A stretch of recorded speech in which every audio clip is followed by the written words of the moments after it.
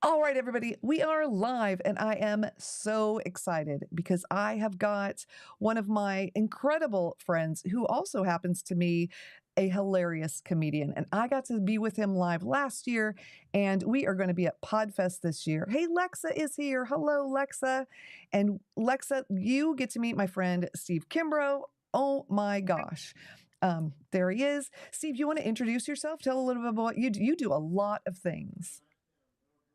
Yes, I do. I am a professional stand-up comedian of 40 years. I also run a stand-up comedy workshop, the PNN Academy workshop. We teach film production, voiceover, stand-up comedy, how to podcast, and I also produce the PNN Academy Comedy Track Film Festival right here at the Podfest Expo. I just checked into the Renaissance, and we're going to be screening some film. And Jen, I want to thank you for being on my film jury and looking at some films and nominating some of them for the best of. So I'm really excited to be here on your show, Jen. Jump into these cases, see what's up, hang out with your people, and let's see what time it is. That's so cool. All right, so you're already at the Renaissance. You're ready to rock. Yeah, I'm here right now. I just checked into my room. I just set up my studio here. I still got to do a little tweaking and some knickknacks. I also got my Team Comedy USA T-shirts with me. That is so cool. That is so cool. Yeah, I can teach you stand up in 8 hours. That's awesome. All right. So if you want to, let's see, text me the link for your and I'll put it in the chat so that if anybody's interested, they can check it out because if y'all want to learn comedy, Steve is a pro and he can teach it to you. Do you teach people, "Hey Michelle, good to see you." Do you teach people live or is it just virtual or is it both? Yes, it's live and virtual. So the people that are um, in my room, wherever I am in the country or the world, then I have those people in front of me. But then other students from around the world can zoom in at the same time. That is so cool. And we are going to have something so incredible. And I'm going to let you tell them what it is because you've set it all up and you've taken the time to do it. So I want to make sure that yeah, it's going to be so Yeah, much fun. so we last year launched the very first open mic, and it was a huge success. Jen, you were one of the four horsemen to be the MC. You had a killer set, by the way. You were so funny and so cute. And then we had Jeff and Bob also were co-hosts. They're professional comedians. I closed it out. We had 20 open micers. I would say maybe six of them were professional comedians. The other were all like first time podcasters. They threw their 3 minutes together. We had a very, very, very friendly, packed audience that gave even the first timers a chance to get up and do some experimental material, which went well for them. And I was pleased to see everybody step off the stage with big, huge smiles. And it was huge. But this year, we're adding a headliner show. And on that show, we have Hillary Kane. We have Billy Merrick. We have Paul Vato, who is those three are going to be doing some improv for the first 15 minutes of the show. I'm going to come on. I'm going to host. I'm the host of the show. Then I'm going to bring on Joey G, who's a professional comedian here in Orlando. And then we're going to bring on Johnny B, who's a professional comedian in Tampa. And he also has his own radio show, 10 o'clock Monday through Friday. And then we've got Jacoby Ray is going to close it out. And that dude is hysterical. He is off the chain, mad funny. And it's going to be a killer show, Jen. I cannot wait. It's going to be in the main room. We're going to have the video screen, and we're going to have all of our comedy tchotchkes behind us. It's going to be awesome. It is going to be so much fun. Oh my gosh. And if you're anywhere near Orlando, you got to come check it out on Saturday. It's going to be amazing. And then the professional comedians are going to be there on Friday. It's just going to be a blast. And then you're leading some things there too, which we're going to talk about in just a minute. But we put the title of this one is Stump the Ref because Steve is a ref in his comedy routine. And so he's got his ref shirt on and closest as we could get to a judge today, right? And so he's going to try to figure out what is this case about. Now, the first one we've got is the case of the missing pants. And so the picture doesn't necessarily isn't exactly what the case is, but it gives you, it's just something for us to look at while we talk about it. It is the case of the missing pants. So if you're out there in the audience, think about what you think that case is and put it in the chat. Let's see if we can stump the ref and if you guys can beat his answers. I don't know. They're all funny. Oh, and let's just preface it by saying these are all relatively funny cases because this is comedy night. And so they're just kind of ridiculous, is what they are. So they're not going to be your typical cases.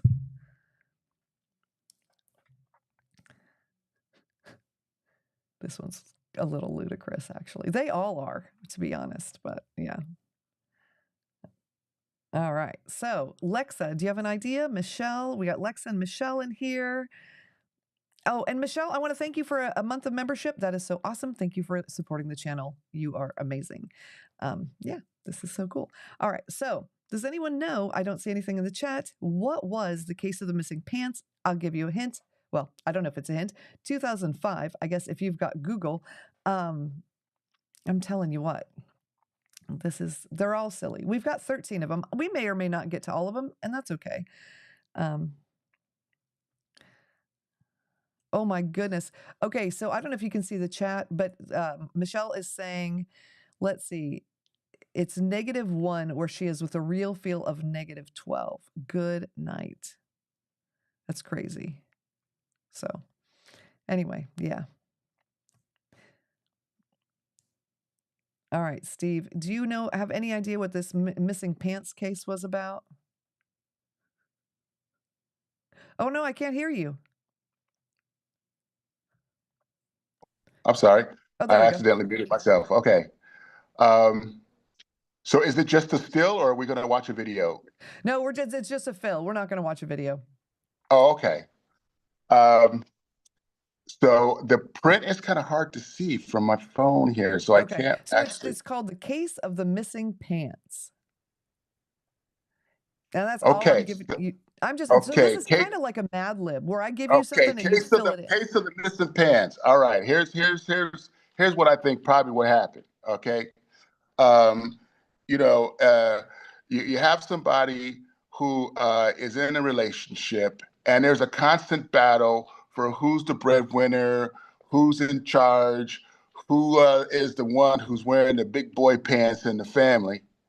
And apparently, somebody got very disgruntled and said, you know what? I'm the big boy pants in this house.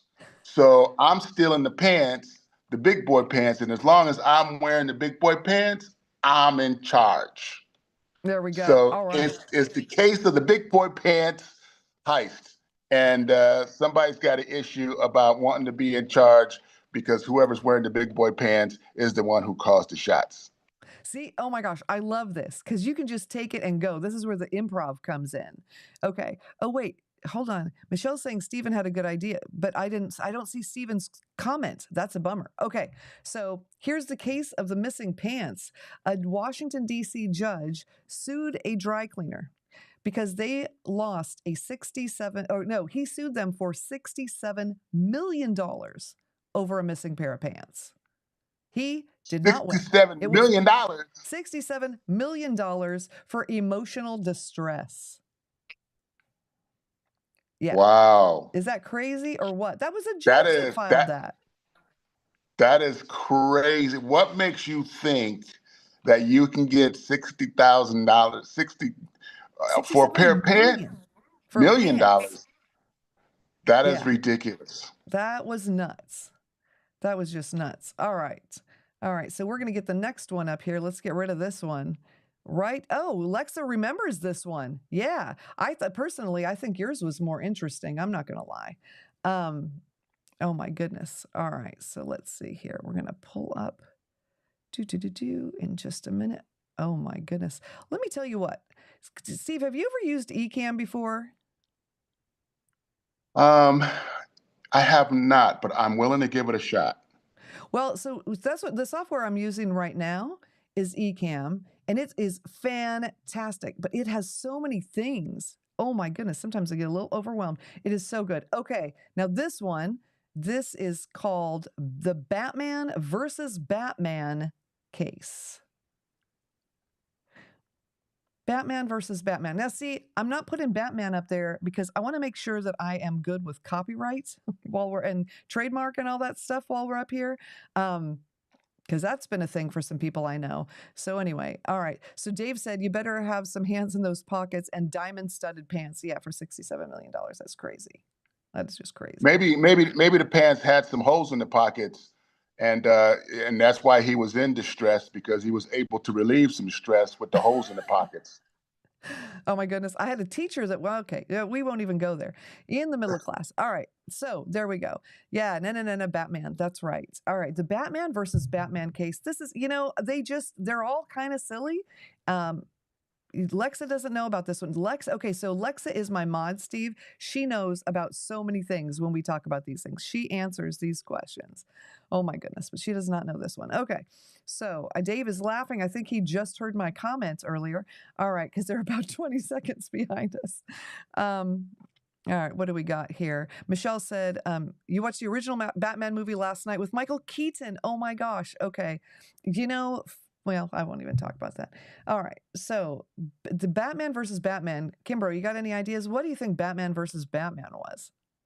Yeah, I think maybe that was a fundraiser, and you had Michael Keaton, George Clooney, Ben Affleck, and they all were in like Batman tights and a octagon cage, and it was Batman versus Batman, and they were just like putting each other in headlocks for a fundraiser.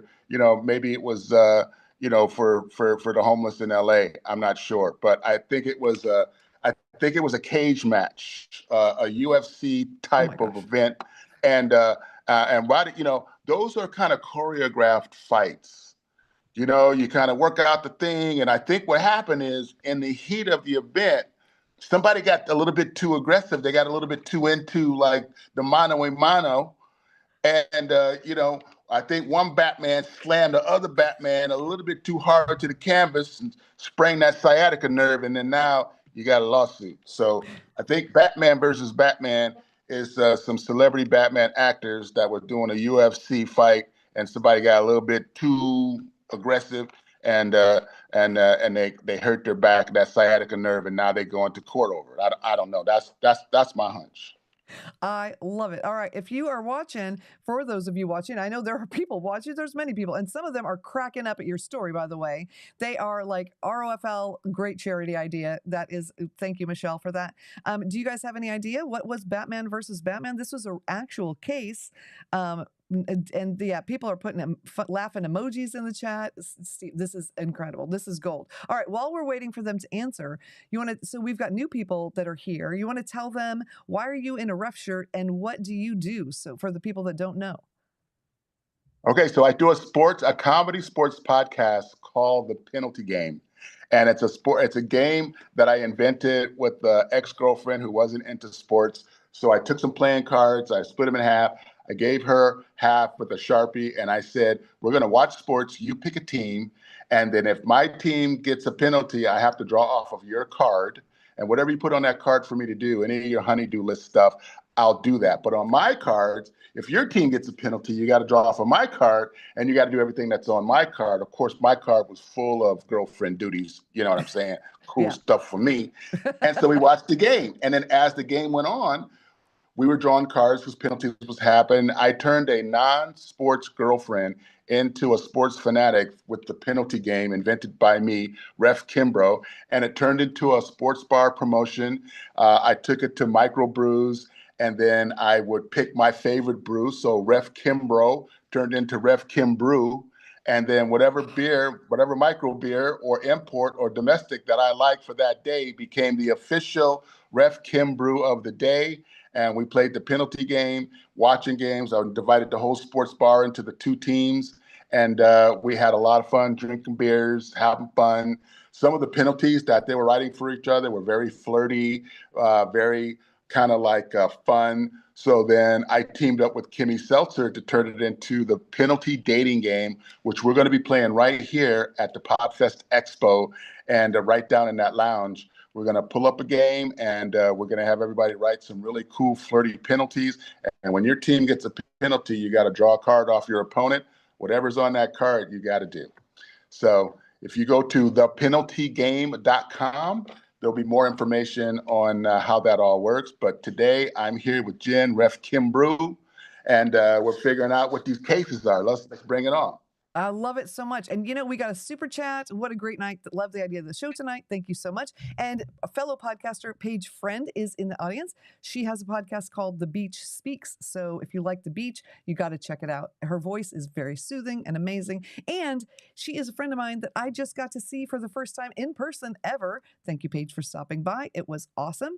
All right. The Batman versus Batman case that Kimbrough said was all the people that have played Batman in like a MMA kind of fight, and that went south.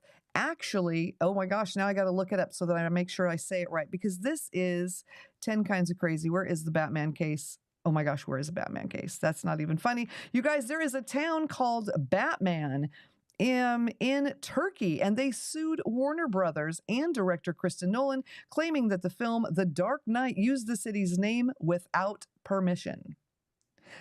And the suit was unsuccessful. Is that nuts? That's funny. Dave says that game might get a little out of control. Yeah, well, at Podfest, I can only imagine what it's going to be like. Oh my goodness. Yeah, who knows what those penalties could lead to after a couple of beers. Right? Oh my gosh. That's going to be a thing. Okay. Yeah, Paige, I just said it. Oh, I'm trying not to say those words, going to be a thing. All right. You know what? And along those lines, I tell you what we're going to do. We are going to pull something up here that is along the lines of what you're saying.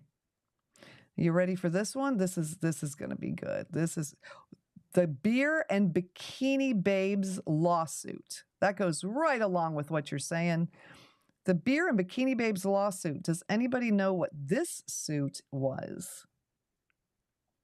And yes, Alexa, that was ridiculous. It's crazy. All right. So here's what this suit was about. The Beer and the Bikini Babe, right? Yep. Okay. So I don't know if you guys know about this, but back in the 80s, spring break was really big in Daytona. And I went to IU. And back then, beer companies could actually sponsor college events. That's how crazy, like the college world back in the day, right? Yeah. So true story. There is a beer company called Nude Beer, and on the bottle, it had like when you had it right side up, it had a girl wearing a bikini. But if you turn the bottle upside down, then the bikini came off, and you saw her nude body. Thus the name Nude Beer. Wow. So what happened is at spring break, all right, gender equality was all up in arms. Like, it's like, wait a minute, how come we got a nude beer with just the honeys on it? Where's the nude beer for the dudes? So what happened was, at a pool party, a dude decided that he was going to be like the nude beer nude guy. And right in the middle of the belly flop contest with a bunch of bikini models around the pool, Nude Beer protester decides to strip down in his birthday suit, hit the diving board, does a 2.5 with a 1.5 twist, and lands on the bikini girl and sprains her neck. Now she's suing Nude Beer. She's suing Naked Protest Nude Guy. And it was a crazy spring break Daytona Nude Beer bikinis.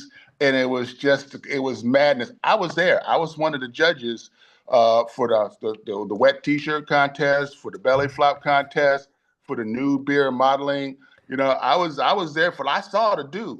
Like, I mean, he wasn't packing, but I'm just saying, he did his thing.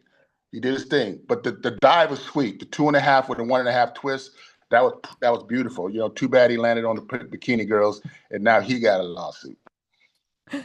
All right, y'all. All right. You got to put in the comments. Do you think that he's right? Is that what this case is about? The beer and the bikini babes? Do you have another idea? I would love to hear it. This is going to be very interesting.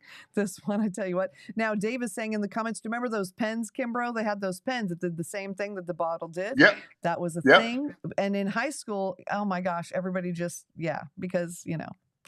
But I guess beyond high school, but All right. So Kimbrough has got an idea for this. Do you all have an idea? Dave said, "Oh my goodness." That's all he said. That's funny. All right, y'all. You got to come up with another idea. You got an idea? What do you think this is about?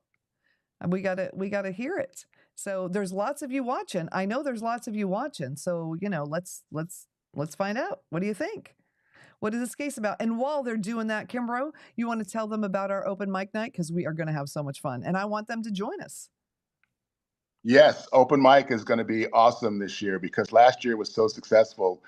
We've already got about 10 to 15 people already registered, and the expo's not even open yet. So what's going to happen is you're going to click on the link, which is on the Podfest Expo webpage for the open mic registration. You have 3 minutes. You're going to put your introduction, your stage name, a little bit of a bio, and any links to your podcast or your website. And then by committee, we're going to select those open micers that's going to be in those 20 spots. I'm sure we're probably going to get about 50 or 60 people to enter. So we're going to have a little bit of a selection process. And then on Thursday, or no, is it Saturday? I forget which day is on, but then I'm going to host, Jen's going to host. I think Bob Wheeler is going to be back. I don't think Jeff is going to be back this year, but I think we have maybe another comic that might fill in. We're going to do a 2-hour show, 3 to 4 professional MCs. Jen, you're going to be one of them. You're going to open the show. And it's going to be awesome. Everybody's preparing their 3 minutes right now. I'm providing a lab on WOVA. So if anybody wants to tap in with Ref Kimbrough and work on their 3-minute set, Jen, you're more than welcome to come in and help throw some gold in some of the open micers sets. And it's going to be a lot of fun. We expect a packed room. And I'm so excited to have this show be such a big hit. And I cannot wait to get on that stage and make those yucks fly. Right. Oh my gosh, it's going to be so much. Last year, it was so much fun. Everyone was blown away. I think they weren't expecting it to be as good as it was, and it killed it. So, and I'm really excited that Bob's coming back. That is awesome. So very cool. All right. Paige Friend says Daytona beer and spring break. It's got to be real. All right, y'all. The beer and the bikini babes lawsuit. And now I had said all of these cases are funny, right? They're not your typical cases.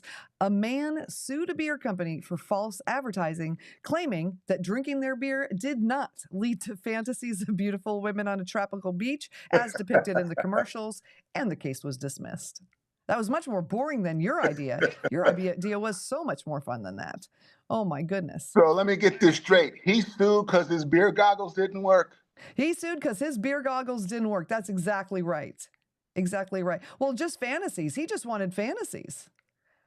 And he didn't have those. And, I mean, as long as we're talking about fantasies, I guess we'll have something with feet on it. I know there's some people that think of feet is a thing. So there we go. All right. Our next one, Kimbrough, is the Clairol foot fixer case. What the heck? The Clairol foot fixer case. Clairol foot fixer case. And what is happening over here with my hair? It's driving me crazy.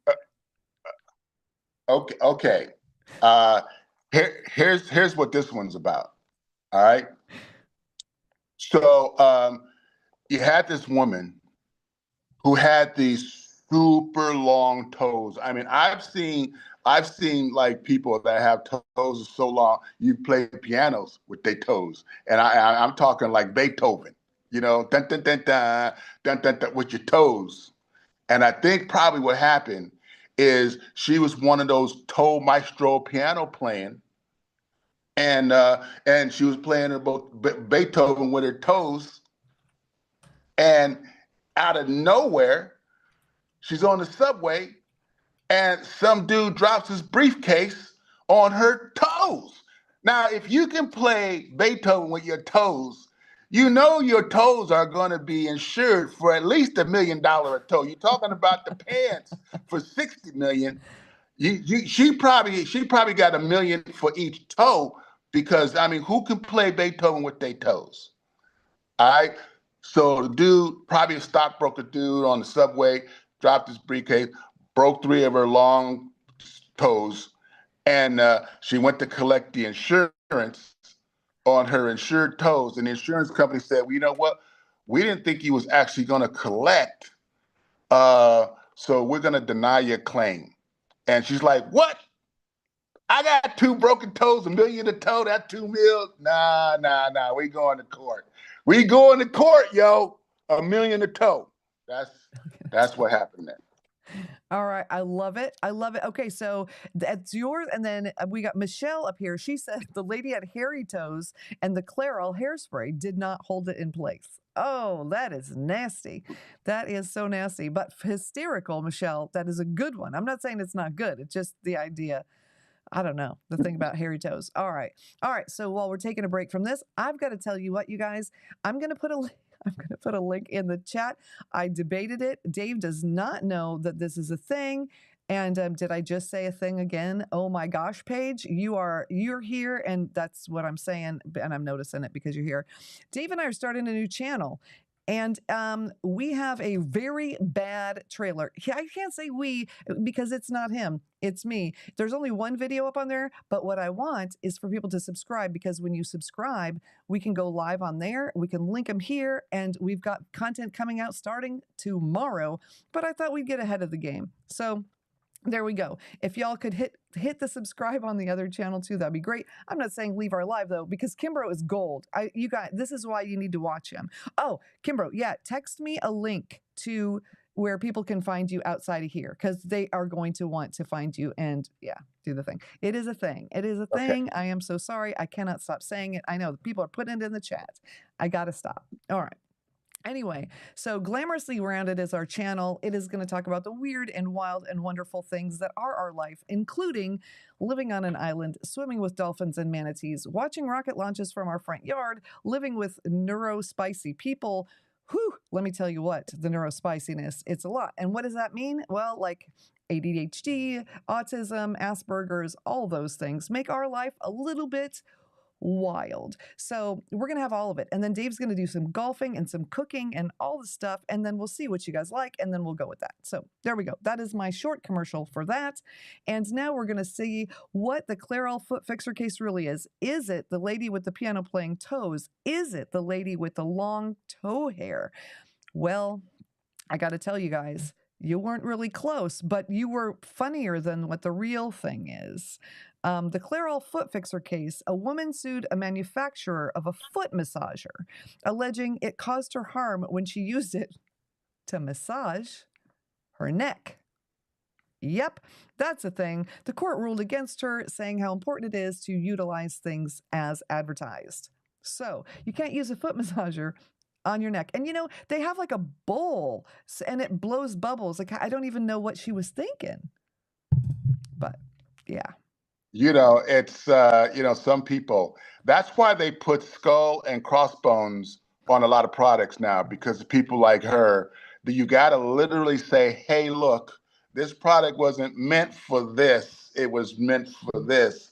But just in case you're not the brightest bulb on the Christmas tree, we're going to put some skull and bones on there with a big warning sign that says, hey, don't use your foot massager, your toe massager on your neck.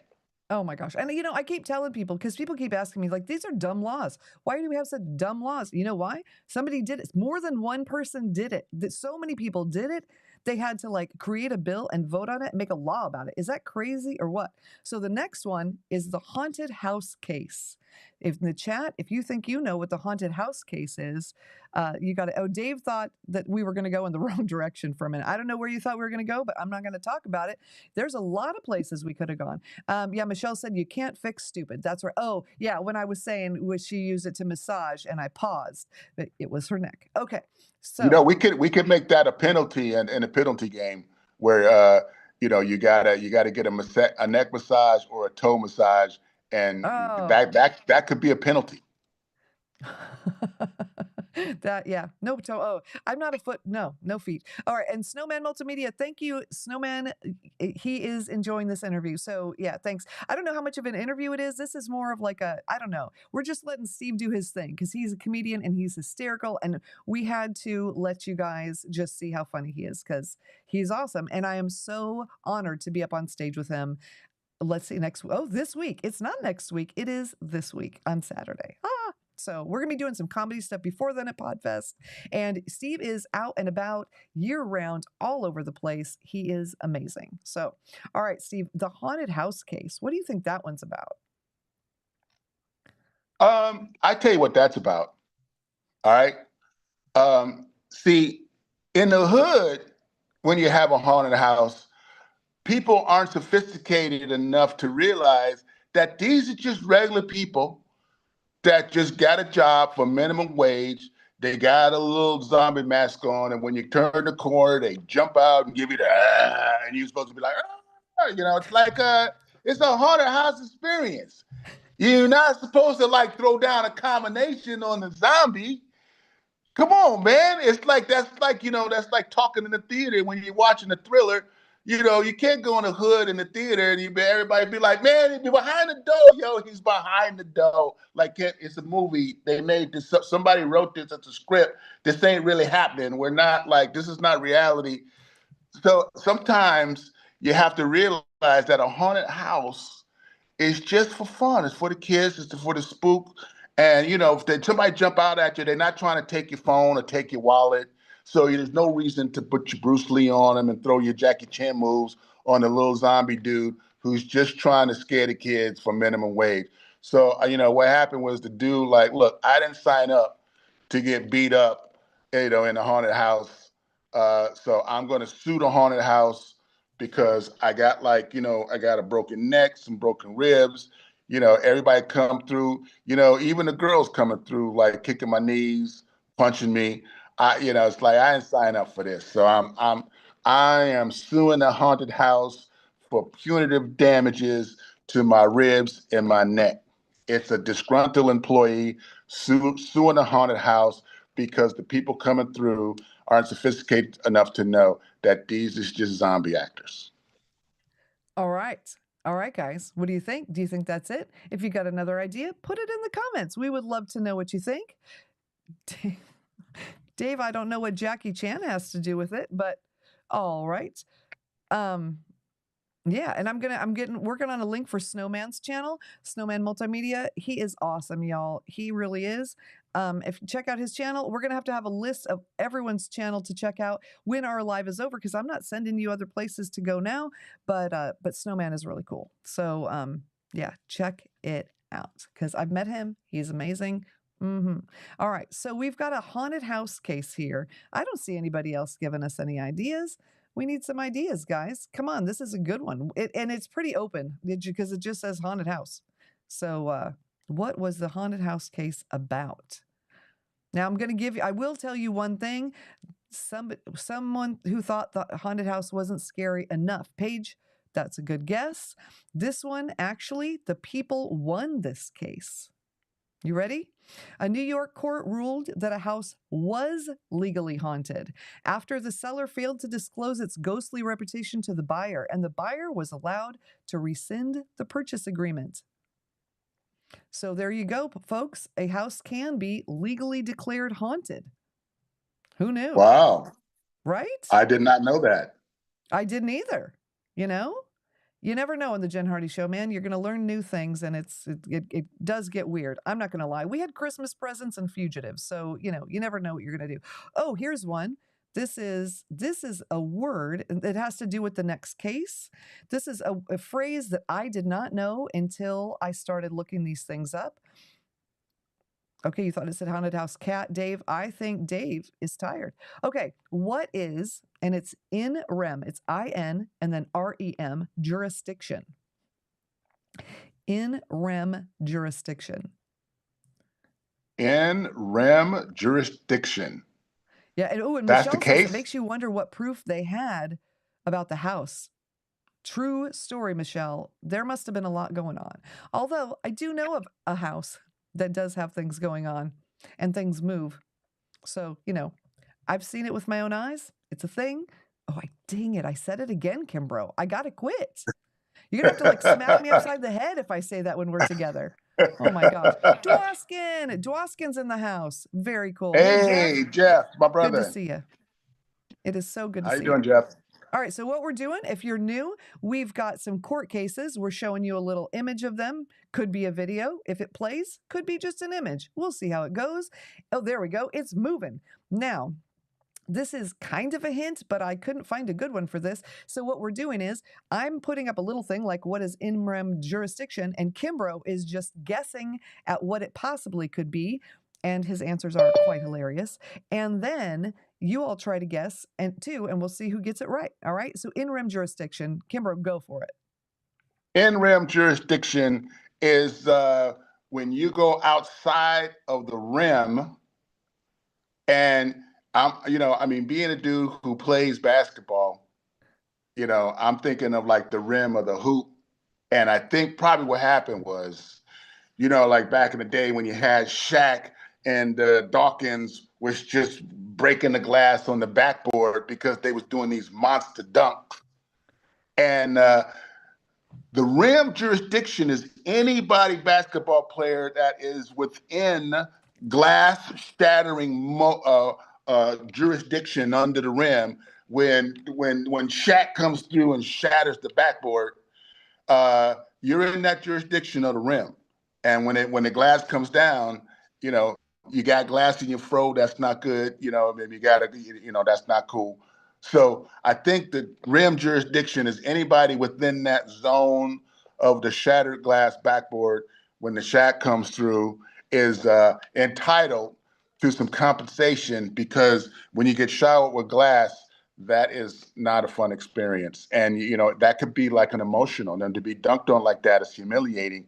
And you might have some emotional distress. You're talking about $60 million for some pants emotional stress. Imagine being under the rim and experiencing that humiliation on national TV when you get rimmed by the rim jurisdiction, and you got glass in your fro. So you got a case there. You got a case. They won millions. They won millions of dollars, and that's where the whole kind of like glitter in the fro came from. That whole trend lasted for a week. Back in the day, you had like a sparkly glow in your fro. That's from the rim jurisdiction. All right, so that was fantastic, except that the word is REM, R-E-M. So would you like to tell us another story? Or do you want to stick with that one? Because you can stick with that one. I don't think it's not going to be much more accurate, but I thought you said rim. I know. I need to rim my ears out so I can hear the words. It's because I still have a little bit of that Tennessee twang when I talk. So it's rem sounds like ram. So it sounded like rim. In rem only happened when you're sleepwalking, Michelle says. Okay, that's funny. And nope, close though. All right. You're talking about levels of sleep, rem. Well, well, not necessarily. The word, it's in rem jurisdiction. It's a court thing. Oh, well, you know what? I'm completely, the ref just got stumped for real this time. I'm not even playing. So like at Scooby right now, Jen, give me some give me some knowledge right now. All right. So are you guys ready? All right. And I'm gonna get my cheat sheet out because I want to make sure I tell you all right. It's when you sue a thing and not a person. It's when you sue a thing and not a person. And so we'll move on to the next one so I can show you what in the heck we're talking about by going after a thing and not a person. Because this next one, Kimbrough, is what led to me asking that phrase. Although in rem on courts. So you had rim and court. So you had it. Okay, now this one. Are you ready? Wait, we gotta play this video because this does have to. Okay, you ready? This is it. Okay, the United States versus approximately 64,695 pounds of shark fins. An actual case. The United States You versus got to be kidding approximately me. 64,000 pounds of shark fins. I don't know. I mean, okay, so like, where was that? What state is that in? Like, I mean, like who? I could imagine, I could understand you suing your sex doll, but shark fins? 64,000 of them. Wow. Okay. Yeah. Well, there it is. Yeah. In rim. Did we, and we may have stumped the ref. There may be one of these, and that's okay. I just got stumped. I'll admit it. All right. So Big Dave's okay, Dave. Dave put in the thing, baby shark, do. Oh my goodness. Oh my goodness. All right. So we're gonna let the audience try to think of an answer. So you guys, Dwoskin, you got something funny? What do you got about sharks? 64,000 shark fins. Don't do that now. Yep. We can do. See, before it was a cartoon, when I had my older kids, my oldest one is, yes, he did, Hardy. He did say, sue your doll. Okay, so we did this little song with our finger, baby shark, mama shark and daddy shark and all that. And now it's a thing. Do you know that was the the most often played thing on YouTube is that baby shark song? Yeah.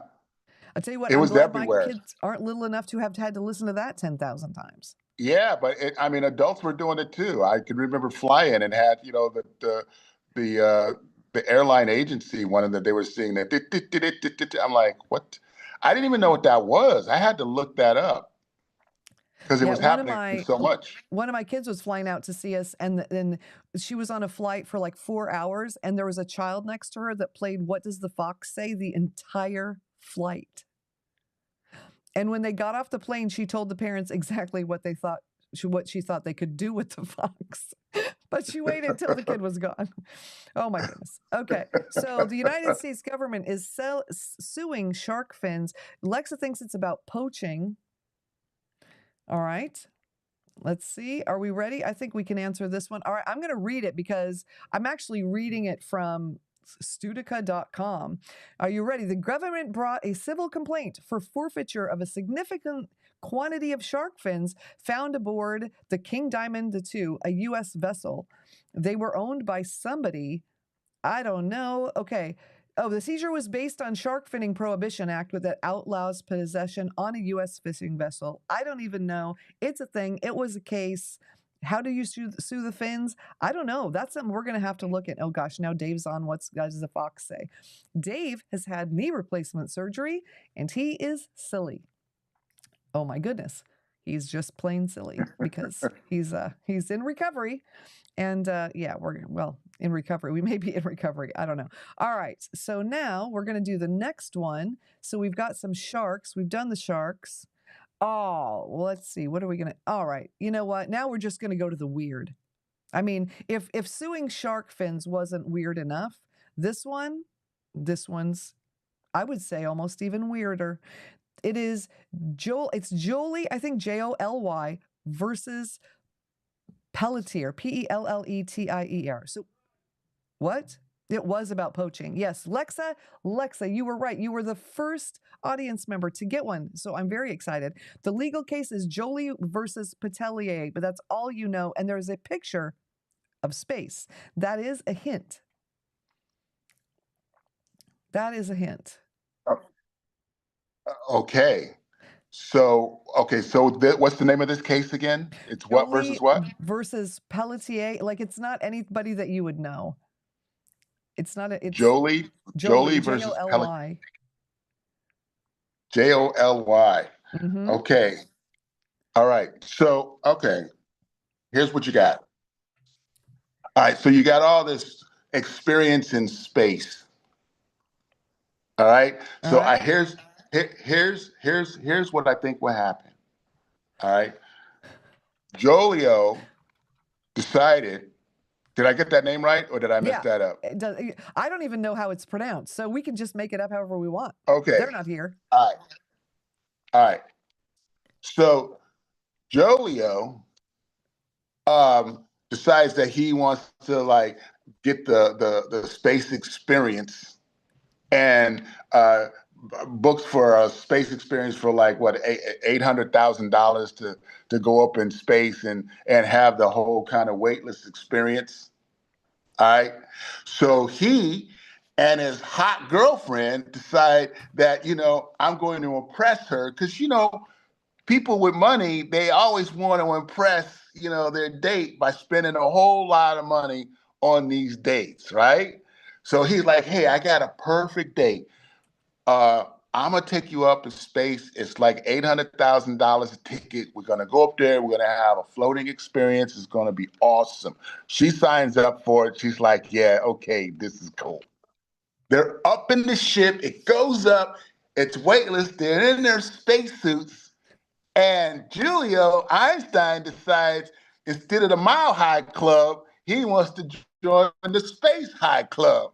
It doesn't realize the spacesuits, they got like a pressure. You wear a spacesuit for safety, and then when he unzips his suit to try to like go for the experience, decompresses, dies, and so his family is suing because their money, their bag of monies, died on this space experience. So the family is suing the space company because Julio wasn't bright enough to know that you can't have a space high experience because the suits are pressurized, and as soon as you release the pressure, you're gonna die. So it's a wrongful death suit for the space company.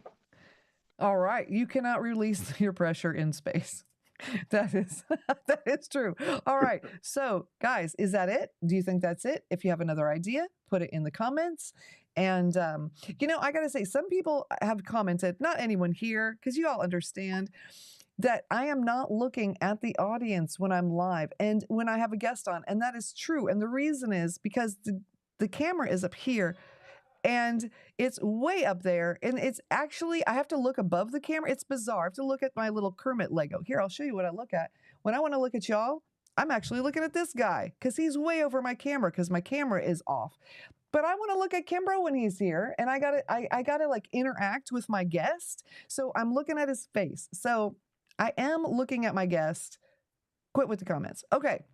We could get that. I really want the software. I want Ecamm to put a thing in where it looks like you're looking at the camera. That's what they need. That like AI stuff. Okay, Dave is in tears from releasing your pressure in space. That's funny. Okay, so let's see. And he also said to badly go where no one has gone before, but I think he meant boldly. He's just not saying it right. Oh my goodness, you all. Okay, so what else we got? He is the only one who just is poaching on. Oh, and yeah, Dave put the Discord in there. If you're new, go join the Discord. We can keep connecting over here. Okay, Paige said suing over naming a star or planet. That's a good one. That is, you're all close because it all does have to do with space. You aren't going to believe this, people. This is one of those things. Okay, Joly versus, okay, a Canadian man, Rene Joly, I guess, because it's French, claimed to be a Martian and filed lawsuits asserting his non-human status. That's a thing. The court, oh, see, I did it again. The court dismissed his claims as frivolous, noting that only humans or corporations have legal standing. So if you're an alien, you can't file a suit, so you're out. But that is what he thought, that he was an alien. Maybe maybe he was one of those dudes that spends a lot of time in the metaverse, and he actually believes he is from Mars. You wear them head goggles on long enough, you can totally get lost in that world and start believing that you are on Mars. That's true. All right. You talked about basketball a little while ago. So we've got the Michael Jordan lookalike lawsuit. Now, I got to tell you a story, Kimbrough. So my oldest daughter's name is Jordan, and her cousin's name is Michael. And I took Jordan to visit Michael in Chicago. And this is in the 90s, right? We're in the early 90s, and we are in this huge mall in Chicago. And his mom and me we're calling for the kids, and we're saying, Michael Jordan, Michael Jordan, Michael Jordan. And everyone's like, what? Where? It was a scene. It was hysterical. Oh my gosh. So that's funny. Yeah, that was funny. All right. So yeah, Dave said talk about a sovereign citizen. That's right. So a sovereign citizen, I don't know if you know what they are, but they say that they're not part of our legal thing or whatever. So yeah, it's a whole thing, but that's from a whole new level. But the Michael Jordan, oh wait, no, let me clarify. It is the Michael Jordan lookalike lawsuit. That does give you a little bit more of a heads up. We'll run the footage of that. There we go. Got a basketball going in the background. Yeah, the Michael Jordan lookalike lawsuit. If you're in the comments, put what you think it is. Page friend, space Okay, cadet. so He is a space cadet. all right, so the Michael Jordan lookalike lawsuit. I don't know if you know this, but back in the 80s, I used to look a lot like Magic Johnson. I had the pork chops, I had the fro going, I had the little soul patch, and people literally would come up to me and they would say, are you Magic?" And in the beginning, I was like, you know what? Okay, I could see there's a little resemblance. I was a Magic fan, so I did, do the whole facial hair and the fro to match it. And I did have the 32 jersey on, so okay, you know. But like the real Magic isn't gonna wear his jersey out in public. Like he's gonna wear his fashionable $1 million suits. Not gonna wear his basketball jersey. That's gonna be a fan. And another thing, I'm 6'1", he's 6'9". And at the beginning, I was a little frustrated by it, but after a while, I mean, like, you know what? If you dumb enough to think I'm Magic, then I'm a roll with that stupidity, and I'm gonna be like, yeah, you know what? Yeah, I'm Magic, bro. You want an autograph? They're like, yeah. So I would give them an autograph, and I would sign Steven Kimbrough, and they walk away to be like, who the hell is Steven Kimbrough? This ain't Magic. I go, damn straight, it ain't Magic. It's Steven Kimbrough. That's And I hysterical. think what happened was, same thing happened with this cat, man. He like looked like Michael Jordan, and he decided that, enough is enough. Okay, yeah, I'm Michael Jordan. I'll give you an autograph. And they walked away. They were like, Frank Watkins? Who the hell is Frank Watkins? This ain't Michael Jordan. They're like, damn straight. But then, it got caught in the media.